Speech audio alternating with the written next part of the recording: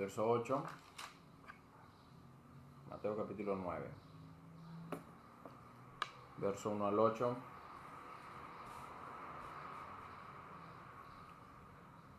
Vamos a estar meditando en la palabra de Dios hoy.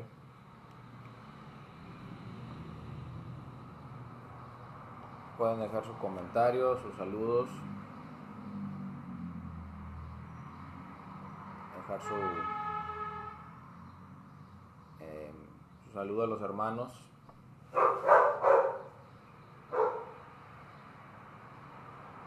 Mateo 9, verso 1 al 8.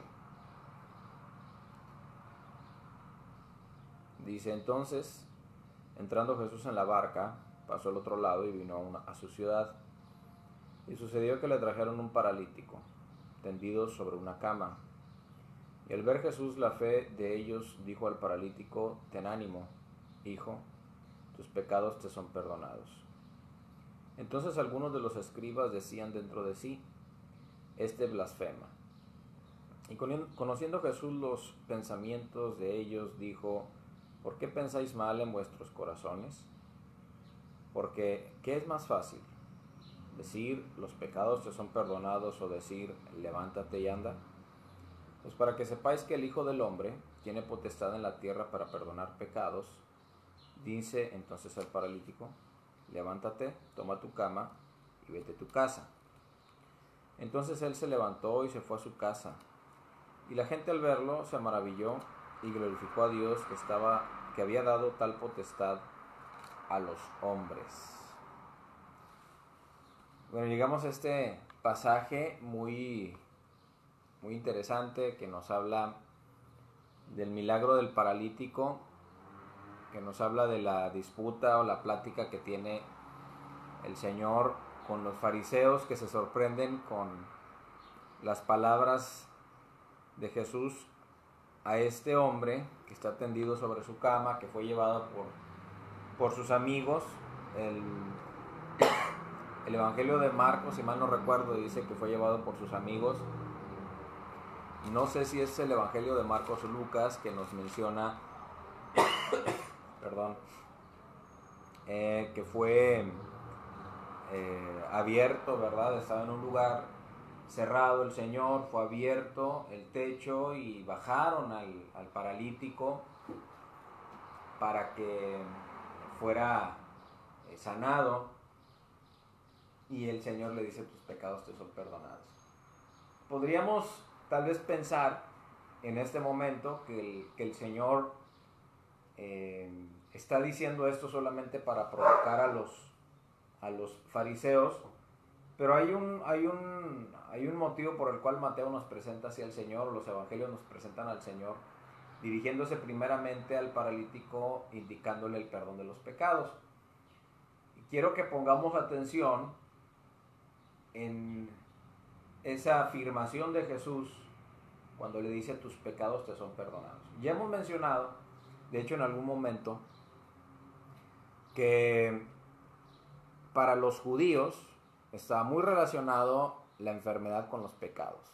Es decir, que si alguien estaba enfermo, era porque verdaderamente había hecho algo que había provocado algún pecado, alguna blasfemia, alguna mala acción, alguna falta contra la ley de Moisés que hubiera provocado que esta persona tuviera esta enfermedad, esta llaga, esa lepra, esa ceguera. Recordemos que los discípulos, cuando se encuentran con un ciego, le preguntan quién pecó, o sus padres, para que haya nacido ciego, ¿no? Entonces, para la cultura judía, había la creencia de que las enfermedades eran el producto del pecado.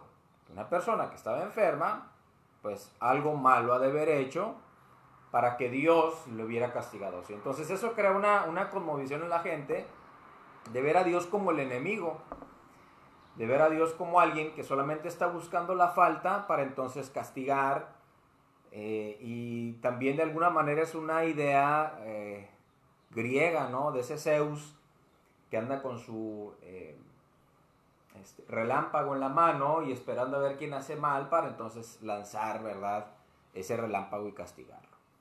Esa es la idea primitiva, ¿verdad?, en la mayoría de las religiones, hermanos.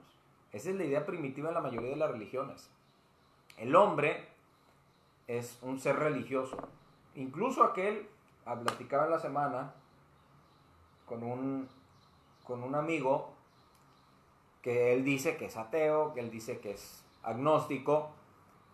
Y cuando estábamos así, tuvimos un debate por llamada, él está en otra ciudad, me decía, porque nos llevamos muy bien, estábamos platicando, fue el domingo pasado precisamente, me decía que bueno, él no era un hombre de fe, que él realmente creía en Stephen Hawking. Digo, bueno, eso nada más demuestra que el ser humano tiene la necesidad de demostrar o ejercitar su necesidad de una religión. Llámale a ese científico, pseudocientífico, o llámale a esa creencia o filosofía, pero el ser humano por naturaleza es un ser religioso. Aunque no crea en Jesús, aunque no crea en algún otro ser divino que muestre las diferentes culturas, no deja de ser un ser religioso. Hay una necesidad en el ser humano y así hemos sido creados para relacionarnos con Dios. Claro que las culturas, en base a la falta de revelación, pues creen muchas cosas, ¿no? Creen muchas cosas, tienen muchas prácticas y tienen una cosmovisión limitada con respecto al amor de Dios. Gracias a Dios que usted y yo tenemos la Biblia, gracias a Dios que usted y yo tenemos la Escritura, que nos muestra la revelación completa expresada en la persona de Jesús. Que Jesús nos viene a mostrar a un Dios que no está esperando la falta del ser humano para castigarle y provocarle algún tipo de enfermedad. Y de hecho estos pasajes, como cuando sana al leproso, cuando sana al siervo del centurión, nos demuestran que Dios, ¿verdad?, al sanar Jesús a estos hombres, que Dios tiene buena voluntad para con la humanidad. Y Lucas nos lo dice cuando aquella señal donde están los pastores, ven a los ángeles que se manifiestan y ellos temen por esa grande visión, tienen mucho temor y el canto de los ángeles, las palabras de los ángeles dice que en la tierra paz y buena voluntad para los hombres. Gloria a Dios en las alturas y en la tierra paz y buena voluntad para con los hombres. Entonces, aunque en todas las culturas se encuentra algún tipo de religión o creencia en la cual las tragedias o las situaciones adversas, las enfermedades, las pérdidas, la muerte, viene como el resultado de una mala acción, de un pecado en específico, la Biblia nos empieza a revelar conforme va pasando del Antiguo Testamento incluso, que es limitado, de la ley de Moisés, que es limitado a la revelación, no es completa, es incompleta, a la persona de Jesús, que es una revelación ya completa, nos empieza a enseñar pues que hay muchas razones por las cuales la gente sufre y que no necesariamente todas las razones o todos los motivos por los cuales la gente sufre tiene que ver con el pecado. Jesús, de hecho, dice en el Sermón del Monte, ¿verdad?, que Él hace salir su sol que el Señor, que Dios, el Padre, hace salir su sol sobre justos e injustos. Eclesiastés, que ya es un tipo de literatura un tanto ya más tardía, se le adjudica a Salomón, ciertamente, pero Eclesiastés nos dice, ¿verdad?, que tanto una cosa como la otra ocurre a todos los seres humanos. Lo bueno y lo malo le ocurre a todos los seres humanos, y es indistinto. Entonces, la Biblia en ese sentido, conforme va avanzando la revelación, es un tanto realista, hermanos. Es muy realista, porque no nos muestra, no nos invita a creer o a tener creencias supersticiosas sobre por qué le pasa a la gente lo malo.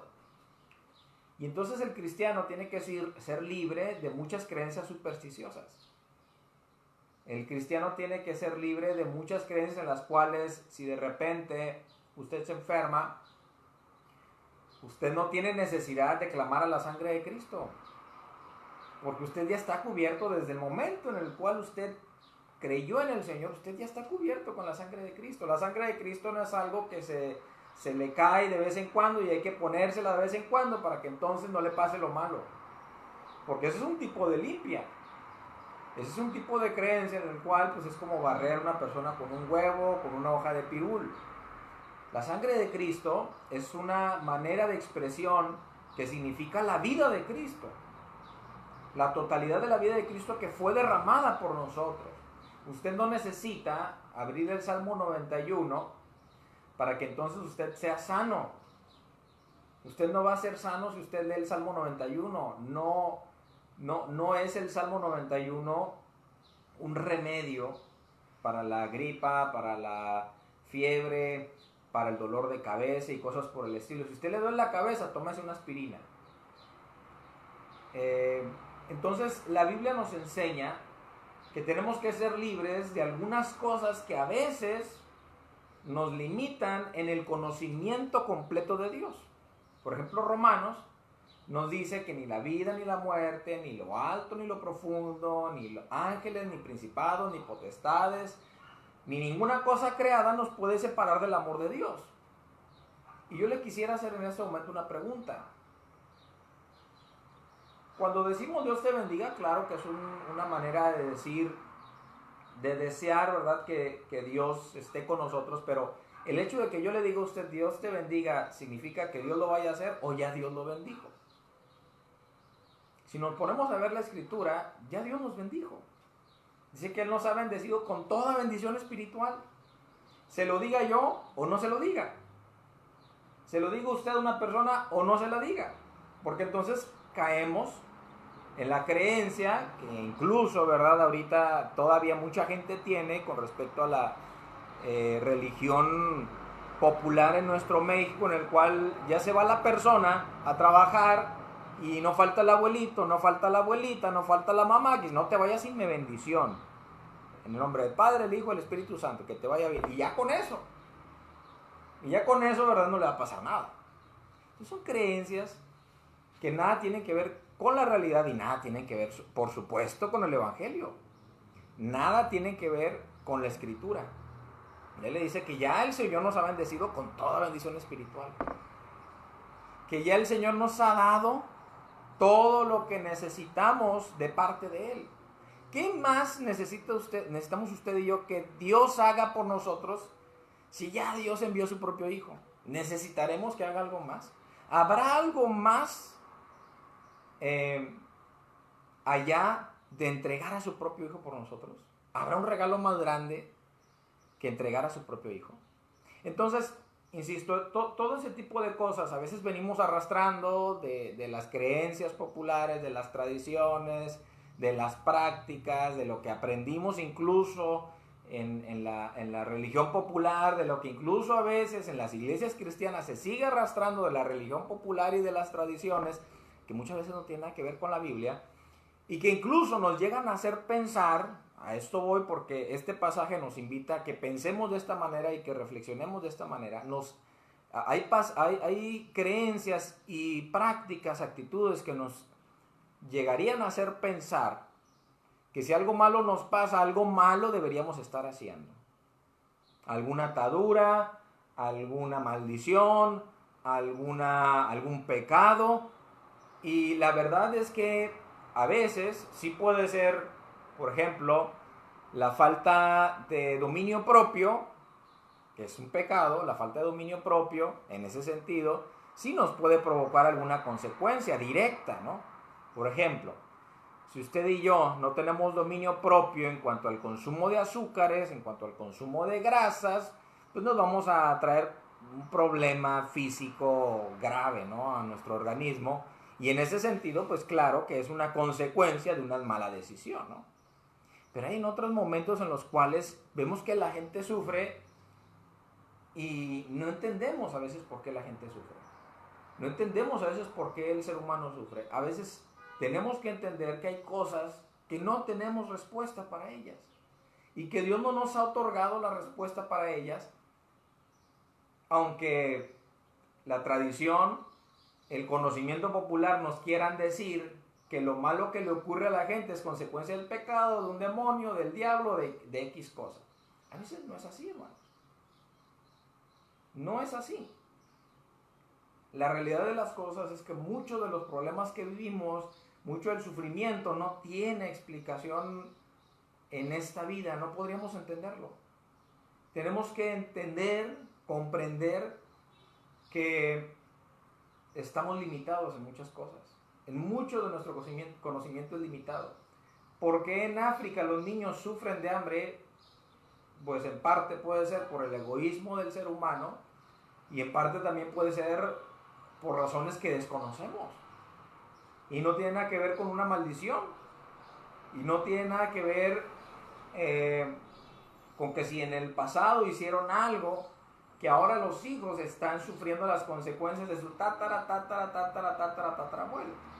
Porque muchos incluso citan pasajes como que Dios visita la maldad de los padres hasta la tercera y cuarta generación. Imagínense si tuviéramos un Dios tan injusto que a mí me tocara pagar las consecuencias de lo que hizo mi padre, de lo que hizo mi abuelo, de lo que hizo mi tatarabuelo.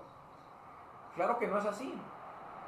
En un sentido teológico y profundo, lo que entendemos es que el mal ejemplo produce en nosotros patrones de conducta que después también heredamos a nuestros hijos. En ese sentido, sí se puede entender así, de visitar la maldad de los padres hacia los hijos hasta la tercera y cuarta generación.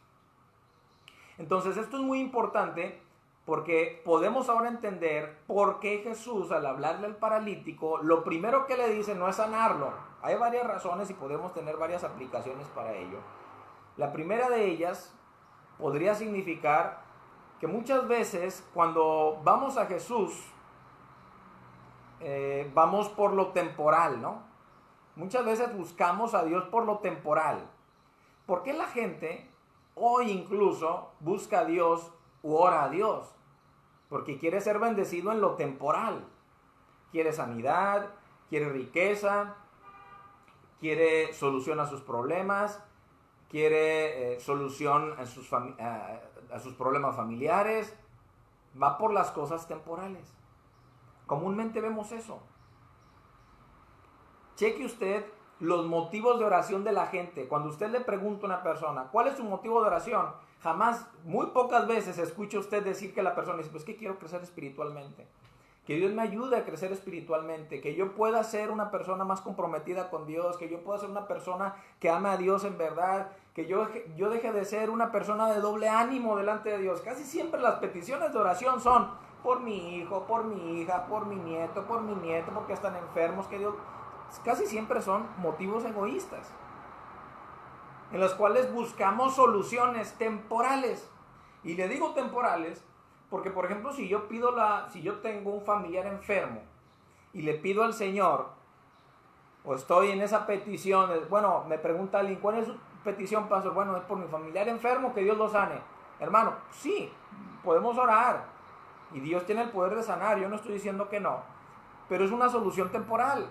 Porque tarde que temprano, así como Lázaro, a pesar de que fue levantado de la muerte, según el Evangelio de Juan, pues en algún momento volvió a morir. Y ya no se volvió a levantar de la muerte. Fue encerrado nuevamente en una tumba y ya no volvió a salir de ahí. Entonces, a veces nos acercamos a Dios buscando soluciones temporales. Y cuando Jesús le dice al paralítico, ten ánimo, al ver la fe de sus acompañantes, de las personas que llevaron al paralítico a Jesús esperando una solución a ese problema físico, lo primero que dice la Escritura, el versículo 12, es: y al ver Jesús la fe de ellos, dijo al paralítico, ten ánimo, hijo, tus pecados te son perdonados. Ahora, si usted se pone a pensar, podríamos decir, bueno, ¿y a mí de qué me sirve que mis pecados me sean perdonados? Yo lo que necesito es caminar.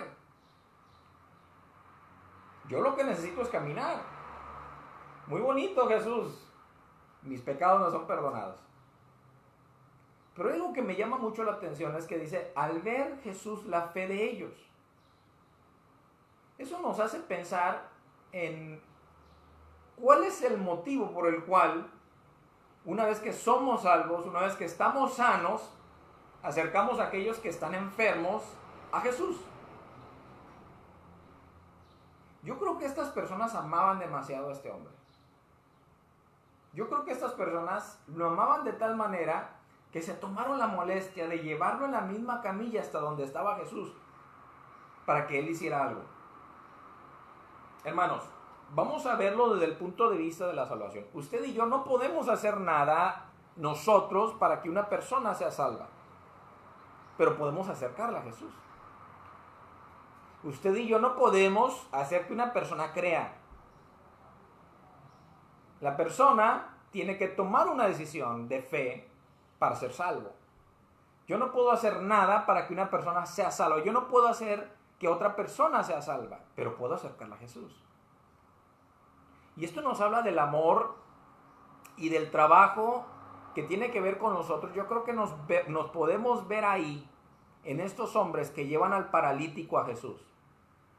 Primeramente Dios, en algunas semanas que regresemos al culto presencial, a mí me gustaría ver gente de nuestra iglesia trayendo a gente a Jesús. No regresar a los cultos presenciales para estar sentados solamente, sino decir, bueno, es que yo estoy tan ansioso por regresar a los cultos presenciales porque quiero llevar a mi vecino a que escuche la palabra. Porque quiero llevar a mi vecino, a mi amigo que no es cristiano, que escuche la palabra. Y que seamos una iglesia en la cual, más allá de simplemente pensar en nosotros mismos, en satisfacer nuestro deseo religioso, nuestro anhelo religioso, buscar cómo hacer que otras personas se acerquen a Jesús para que escuchen. Y bueno, yo he sabido de personas, de hermanos dentro de la iglesia que han sido la excepción, que no solamente se han dedicado a escuchar desde su casa el evangelio o meditar en la palabra desde su casa, sino que se han atrevido a hablarle al vecino, a hablarle a la vecina y decirles, venga, vamos a escuchar aquí la palabra que nos va a compartir el pastor. Yo he sabido de hermanos, de hermanas dentro de la iglesia que no solamente han pensado, bueno, ya quisiera regresar a los cultos presenciales, sino que bueno, ahorita no podemos regresar, pero le voy a mandar el video de la predicación al hermano, le voy a mandar el video de la predicación a tal persona, le voy a mandar el video de la predicación a mi familiar que está allá en Estados Unidos. Jesús ve la fe de ellos. Jesús ve la actitud de ellos y dice, bueno, aquí hay algo hermoso, ¿no? Ellos se tomaron la molestia de llevar a ese paralítico a Jesús.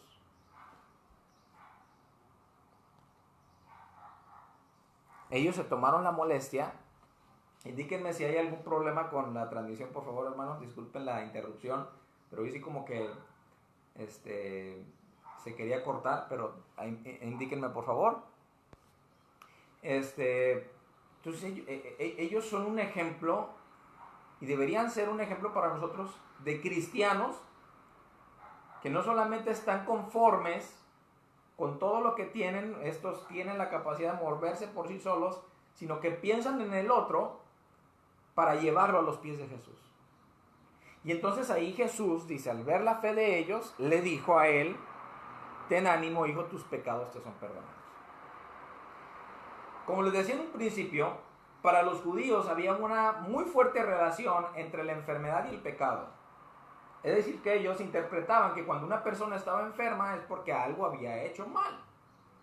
Y entonces Jesús, por eso, al estar en compañía de gente o gente alrededor de él, religiosa, dice esto, tus pecados te son perdonados. Lo dice para él, obviamente, lo dice para el paralítico, para darle a entender que Dios no está enemistado con él.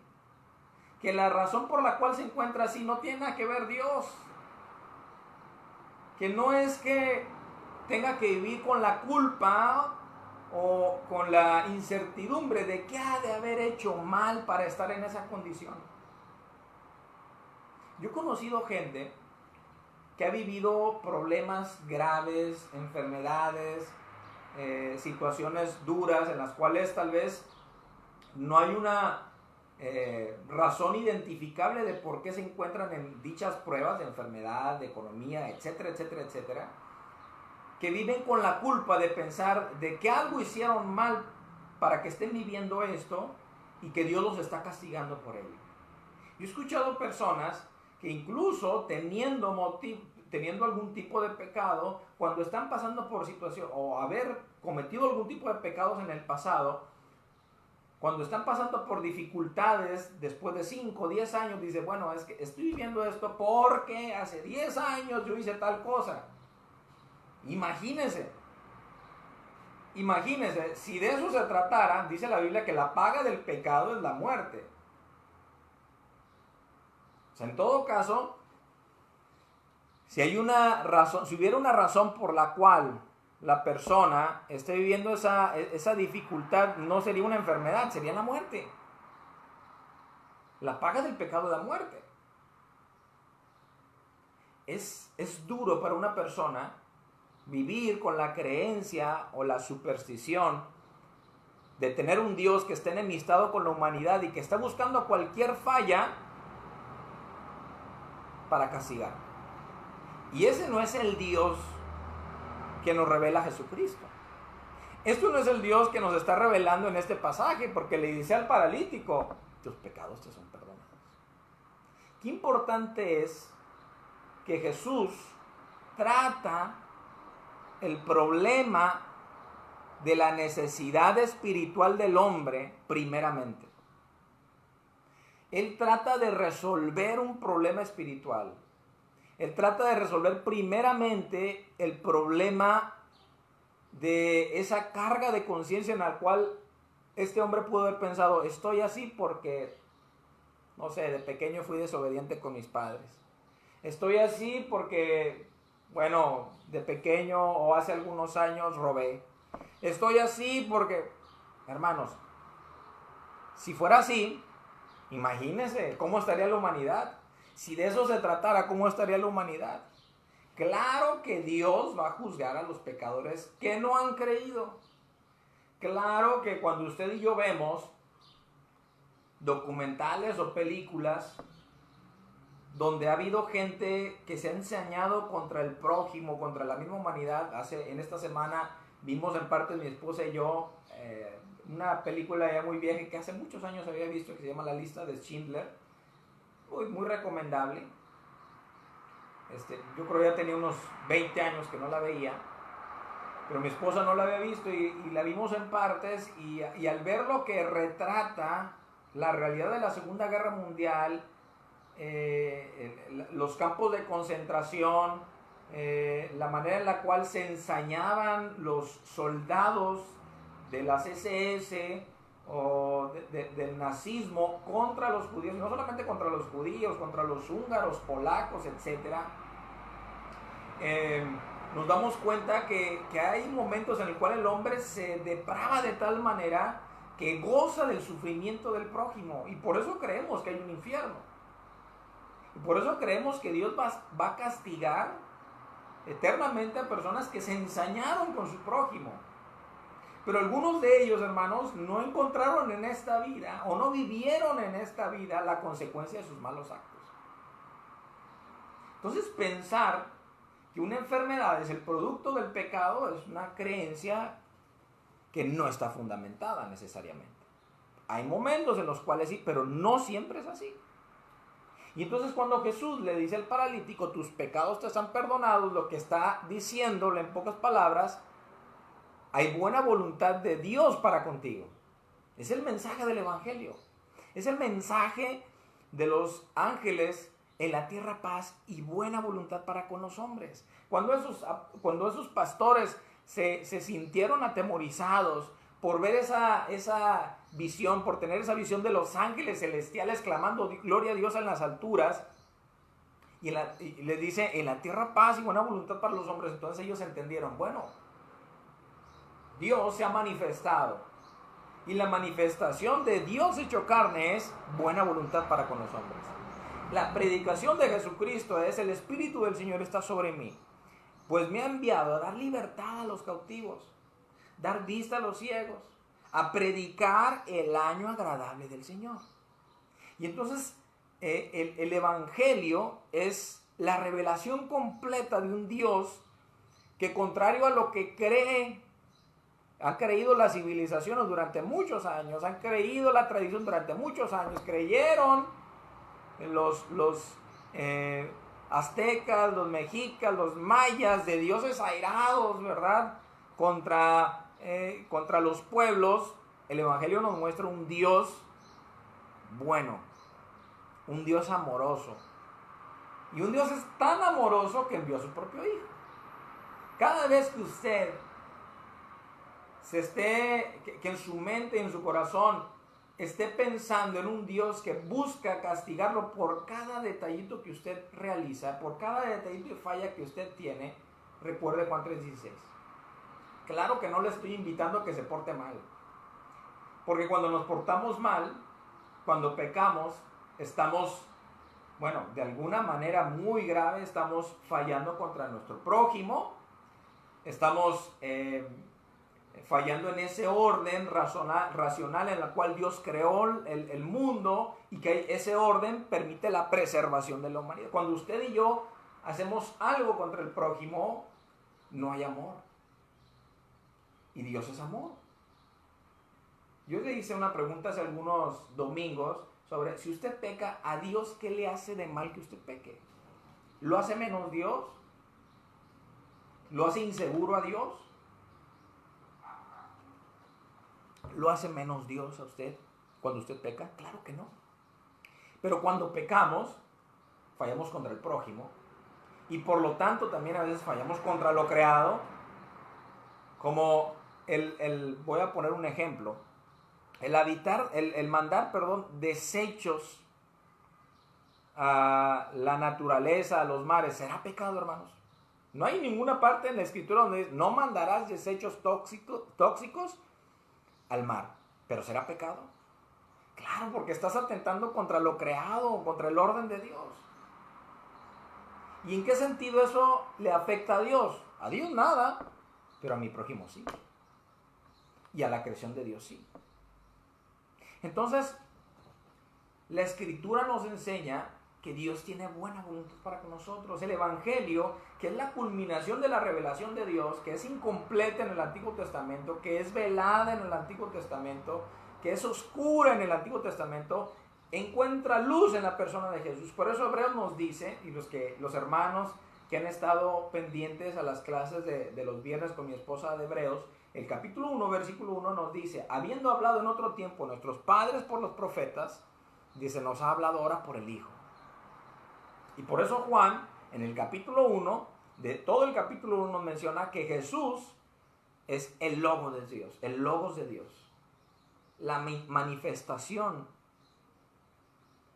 de Dios, la palabra activa, la palabra hecha carne de Dios, el verbo hecho carne. Y entonces por ello podemos entender que Dios ya perdonó a la humanidad. Luego hace esta pregunta y conteste las reflexiones. ¿Por qué envió Dios a su Hijo? ¿Para perdonar o porque ya había perdonado a la humanidad? Dios ya había perdonado a la humanidad. Y el enviar a su Hijo es una manera de decir, ya perdoné a la humanidad. Claro que no estoy diciendo con ello que todos son salvos. No, tienen que creer. Por eso dice Juan 3:16, el que no ha creído no tiene la vida, porque no ha creído en el Hijo. Está condicionado, el amor de Dios está condicionado, el amor de Dios no está condicionado, es incondicional, pero la salvación está condicionada a la fe. Entonces cuando Jesús le dice a este paralítico, tus pecados te son perdonados, ¿en qué momento el paralítico había confesado sus pecados? No nos dice. No nos dice que previamente el paralítico había confesado sus pecados, pero ya Dios se los había perdonado. ¿Por qué? Porque Dios, al enviar a su Hijo, ha mostrado su amor. Dios ha perdonado a la humanidad, a todas sin excepción, pero no todas reciben el regalo. No todas creen. No todas se entregan a Dios. Y por eso, el que no cree, ya fue condenado. Pero el que cree, tiene vida eterna. Entonces, por eso ahora cuando los escribas escuchan lo que Jesús dice, se escandalizan. Dicen, a ver, espérate. ¿Cómo es posible que tú te atrevas a decir tus pecados te son perdonados a ese hombre que está paralítico? Para ellos, la lógica decía, si Dios le ha perdonado sus pecados, ¿por qué sigue paralítico? Esa es la lógica de ellos. Porque recordemos que para los judíos, una enfermedad era una evidencia, para ellos, era una evidencia de un pecado. Y si este hombre seguía paralítico, Dios no le había perdonado sus pecados. Esa es su lógica. Por eso Jesús, en el verso número 4, dice, y conociendo Jesús los pensamientos de ellos, dijo, ¿por qué pensáis mal en vuestros corazones? Porque, ¿qué es más fácil decir? Los pecados te son perdonados, o decir, levántate y anda. Ok, les voy a hablar en términos en los que ustedes entiendan. Ustedes dicen que una persona enferma denota que está en pecado. Y yo les puedo decir, no, pero ya le han sido perdonados. Entonces, ¿qué es más fácil decir? ¿Tus pecados te son perdonados? O levántate y ande. Y entonces menciona aquí la imagen del Hijo del Hombre. En el versículo 6 dice, pues para que sepáis que el Hijo del Hombre tiene potestad en la tierra para perdonar pecados, dice entonces al paralítico, levántate, toma tu cama y vete a tu casa. Y entonces enfrente de estos hombres que tienen una cosmovisión judía, limitada, incompleta, de un Dios que castiga el pecado a través de la enfermedad, sana al paralítico y entonces ya no tienen objeción. Ok, ahora, ¿qué decimos? Primero le dijo al paralítico, tus pecados te son perdonados. Ya le dijimos que nadie puede perdonar pecados sino Dios. Este hombre blasfema. Y entonces resulta que no solamente le perdona, le dice que le perdona los pecados, sino que los sana. Entonces están en ese problema de no entender lo que está ocurriendo y ahora cómo le van a rebatir a Jesús. Porque Jesús primeramente le dice, tus pecados te son perdonados. Y ellos le tratan de mostrar su error teológico. Y Jesús le dice, no, Dios tiene buena voluntad para los hombres. Y entonces por eso lo sana. Y aquí es donde va una explicación también muy importante para nosotros en la vida cristiana. Si Dios no nos sana, ¿significa que no nos ama? No. Piensen esto. Si Dios no nos sana, ¿significa que no nos ama? Piensen en ello. Porque muchas veces, insisto, cuando estamos enfermos, cuando vivimos problemas económicos, cuando vivimos situaciones adversas, lo primero que pensamos es que nos sentimos abandonados de Dios. Recordemos las 7 palabras de la cruz. Una de estas fue, Padre, ¿por qué me has abandonado? Elí, Elí, lama sabactani. Dios mío, ¿por qué me has abandonado? Y en ese sentido a Jesús lo vemos identificándose con la humanidad. En ese sentir de pecado nos sentimos abandonados de Dios, lejos de Dios. Y cuando Él tiene esa carga del pecado del mundo, de ese sacrificio vicario, esa muerte en sustitución por la humanidad, claro que tiene esa carga en la cual Él se siente abandonado del Padre. Aunque el Padre no lo abandona. Humanamente se siente abandonado del Padre. Y entonces Jesús nos está enseñando con este pasaje, el evangelista Mateo nos está enseñando con este pasaje que Dios no nos ha abandonado. Y también tenemos que entender una cosa y tenemos que ser realistas. Si bien Dios sana, si bien el Espíritu Santo obra en sanidades, no siempre es así. Y eso no significa que Dios nos ha abandonado, aunque nos sintamos abandonados, aunque nos sintamos pecadores, aunque nos sintamos con la carga de la culpa de haber hecho algo mal, no significa eso. No es así. No porque yo vivo una situación adversa significa que Dios me esté castigando. A veces estoy viviendo las consecuencias de no haber hecho algo a tiempo, o de haber hecho algo mal a tiempo.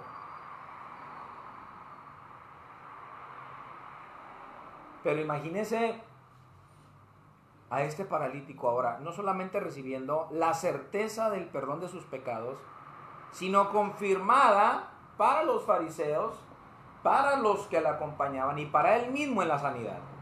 Entonces, cuando hay sanidades, hermanos, no significa que esa persona verdaderamente ha sido perdonada, necesariamente. Porque a veces pensamos, bueno, es que si hubo una sanidad, es que Dios está conmigo. Si no hubo sanidad, Dios no está conmigo. No, a veces las sanidades ocurren de una manera extraordinaria, no es algo que vemos todos los días, hermanos. No siempre vemos milagros de sanidades, a veces las vemos, a veces no. Simplemente son una muestra del amor de Dios. Son un don de Dios en ese sentido. Son un carisma de Dios. Pero el carisma más grande de Dios ya lo hemos recibido. ¿Y cuál es el don y el regalo más grande que usted y yo ya hemos recibido? La salvación. Ahora recordemos al apóstol Pablo. Dice la Escritura que el apóstol Pablo tenía un aguijón en la carne. Algunos dicen que pudo haber sido una enfermedad. Otros más dicen que probablemente haya sido una situación en la cual él, si usted vio por ejemplo la película del apóstol de Jesucristo, Pablo el apóstol de Jesucristo, no sé si la ha visto, la película está muy buena, pero en ese sentido especulan también hablando de que ese aguijón en la carne, en él se refería a la culpa por haber perseguido a la iglesia de Cristo durante mucho tiempo, por haber matado a Esteban, por haber estado, ¿verdad?, en la muerte de Esteban y consentido en la muerte de Esteban. Pero el caso es que el aguijón en la carne que Pablo identificaba, dice la Escritura que él clamaba a Dios y le decía, quítame este aguijón. Pero ¿qué le decía el Señor? Bástate mi gracia, porque mi poder se perfecciona en la debilidad. Yo le voy a decir una cosa, pero una sanidad en una persona no es muestra de madurez cristiana o de espiritualidad. Cuando una persona es sana de manera sobrenatural, de manera milagrosa, no es muestra de espiritualidad. No es muestra de que esa persona es más madura en el Señor o de que está más cerca de Dios. Si vemos el ejemplo del apóstol Pablo, que él no recibió la respuesta del Señor que le quitara ese aguijón, supongamos que hubiera sido una enfermedad, ¿Pablo sería inmaduro o Pablo sería maduro? Según lo que nos dice el pasaje donde el mismo Pablo dice que el Señor le contestó, bástate mi gracia porque mi poder se perfecciona en la debilidad, Pablo era maduro no porque haya entendido a través de una sanidad, sino porque a pesar de la enfermedad él creía, él confiaba en la bendición y la compañía de Dios. Así es que, hermanos, tenemos mucho trabajo que hacer. En nuestra vida cristiana, una sanidad no es el reflejo de una vida madura espiritualmente, de una vida más cerca de Dios, porque muchos fueron sanados. Si ven los evangelios, dice que hubo 10 leprosos que fueron sanados y 9 de ellos ni siquiera regresaron, solo uno regresó a darle gracias al Señor. La sanidad no es una muestra de espiritualidad. La sanidad es un don de Dios. Es un carisma de Dios, es un regalo de Dios, pero hay regalos más grandes, que es el amor de Dios. Usted lea 1 Corintios capítulo 13, y dice, si yo tuviera lenguas humanas y angélicas y no tengo amor, hay gente que cuando ve a otra, no dudo y creo en el don del Espíritu Santo del hablar en lenguas, pero ha habido gente que cuando ve a una persona hablando en lenguas, dice, qué espiritual es ese hermano. Dice, si yo hablo lenguas humanas angélicas y no tengo amor, nada soy. Hay gente que cree que dar mucho es una muestra irrefutable de que esa persona es bien espiritual. Dice, y si vendiera todos mis bienes para darle a los pobres y no tengo amor, nada soy. Dice, si diera mi propia vida por el otro, dice, y no tengo amor, vengo a ser como nada soy. Entonces la madurez cristiana no significa, no es cuando una persona recibe una sanidad. La madurez cristiana es cuando una persona confía en el amor de Dios, haya o no haya sanidad. Haya o no haya economía fuerte. Haya o no haya cosas que me hagan sentir bien. Porque a veces identificamos el favor de Dios a través de las cosas, hermanos.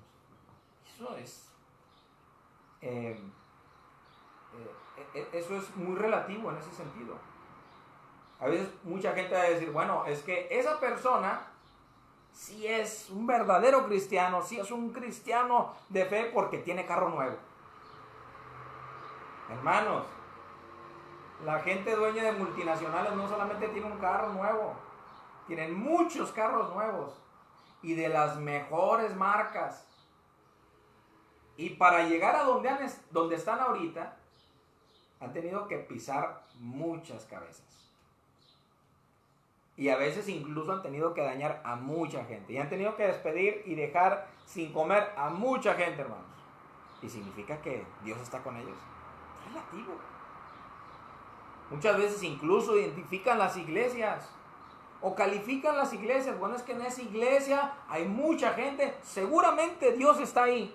Hermanos, ¿usted ha visto videos de la luz del mundo? ¿Usted ha visto videos de iglesias como Pare de Sufrir? ¿Usted ha visto las reuniones y asambleas de los testigos de Jehová? No creen que Jesús es Dios. Creen que se salvan por las obras.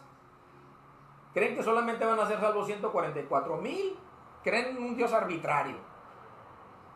Y ahí están un montón de gente. Eso es muestra de espiritualidad. Una iglesia llena de gente es muestra de espiritualidad. Una iglesia que tiene mucho dinero es muestra del favor de Dios. No. Si vemos, por ejemplo, la carta del apóstol Pablo a los filipenses, entendemos que esa iglesia no era rica, pero en su pobreza aprendió a dar, porque había amor. Porque había amor en su corazón. Y catalogamos a veces a las personas por lo que tienen. O nos atrevemos a decir que una persona es espiritual por lo que tiene. A veces incluso hasta los pastores, ¿no? No es que ese pastor tiene tanta gente, tiene un carro del año, mira, no, qué bonito traje, qué bonita corbata, qué bonito camisa. No es un permiso para hacer mal hecho, pero dice, ese es un pastor verdaderamente ungido. Pastor que grita, no, ahí está la unción. Esa es la unción. No sabemos ni siquiera qué es la unción. Hay gente que no sabe ni siquiera qué es la unción. Entonces la sanidad o la enfermedad no es muestra necesariamente del favor de Dios. Es muestra de la gracia de Dios a veces. Es muestra una sanidad, un milagro. Es muestra del amor de Dios, claro, pero la mayor muestra de amor divino a la humanidad está en el Hijo de Dios. Está en la muerte de Jesucristo. ¿Por qué? Recordemos al pueblo de Israel. ¿Vieron milagros? ¿Vieron sanidades? ¿Vieron provisión? ¿Vieron hechos portentosos? Bueno, vieron el mar abrirse. Vieron las plagas. Y la última de ellas en la cual murieron todos los primogénitos de los egipcios, menos sus primogénitos. Luego en el desierto vieron el maná. Luego también vieron de la roca salir agua. Tenían ganas de carne, les envió Dios codornices.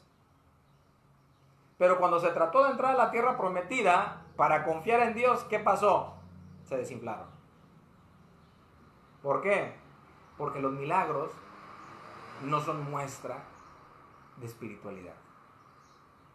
No son una muestra de espiritualidad. Son una manifestación de la gracia de Dios. Pero a mí me toca decidir creer en Dios, confiar en Dios. Y en esta vida, hermanos, estamos en un desierto.